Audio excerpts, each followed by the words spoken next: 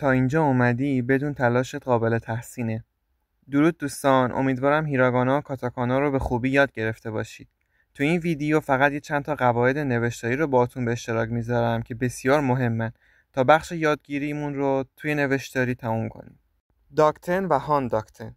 همونطور که توی کانا دیدیم ما فقط برای چند تا هجا حروف داریم و برای داشتن تلفظهای بیشتر ما از این دوتا استفاده میکنیم.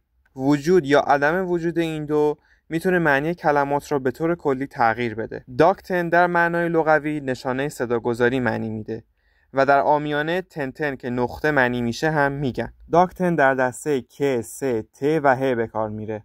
همونطور که میبینید کا، کی، کو، که، کو تبدیل میشن به گا، گی، گو، گه، گو. سا، شی، سو، سه، سو میشن زا، جی، زو، زه، زو. تا، چی، تو، ته، تو میشن دا، جی، زو، ده، دو. ها، هی، هو، he، هو میشن با، بی، بو، به، بو. این بود از داکتن و حالا بریم سراغ هان داکتن. هان داکتن فقط برای ه به کار میره. پس همون ها، هی، هو، he، هو میشن پا، پی، پو، په، پو.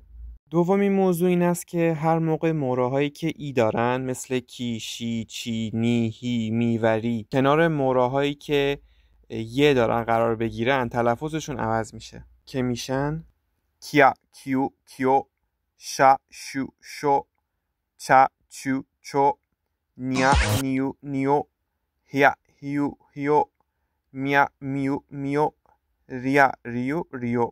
توی هان داکتن و داکتن هم همین اتفاق میفته و میشن یا، گیو، گیو، جا، جو، جو، بیا، بیو، بیو، پیا، پیو، پیو.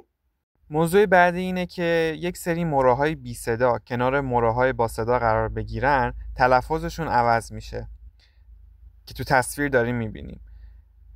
وی، و، و، ش، چ، څ، څ، څو، تی، تو، فا، فی، ف، ف، ج، دی، دو، دیو. موضوع آخر مثبت‌های بلند هستن. هر موقع مورایی که آخرش با مورایی که کنارش قرار میگیره یکی باشن ما اون رو کشیده تلفظ میکنیم، مثل اوباسان و اوباسان یا اوجیسان و اوجیسان یا یوکی و یوکی.